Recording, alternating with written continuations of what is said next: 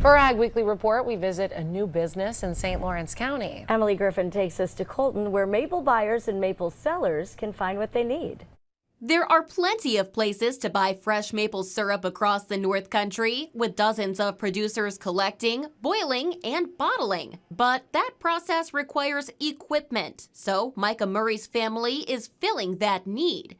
We have everything from your sap filters to your ladles and stuff for your sugar house. North Country Maple Sale and Service has recently opened to sell maple sugaring equipment, from the smallest screws to the biggest basins, and everything in between. There's definitely a huge demand for a store like this in our local maple economy, and there's a lot of folks that usually have to travel all the way to Vermont to get supplies. So this kind of gets it closer over here, and maybe is a halfway point for some folks to come and get their supplies now instead of having to make the trek to Vermont. Aside from selling the parts to produce, the Murray family also fixes broken equipment. The repair side of it is just huge. Sugaring season is just a very short time in the year, and you have to be able to get everything fixed to get back up and making products. In addition to selling and repairing more traditional maple sugaring equipment, the business also offers a look at the future of maple sugaring with equipment like this, which can be operated through your phone.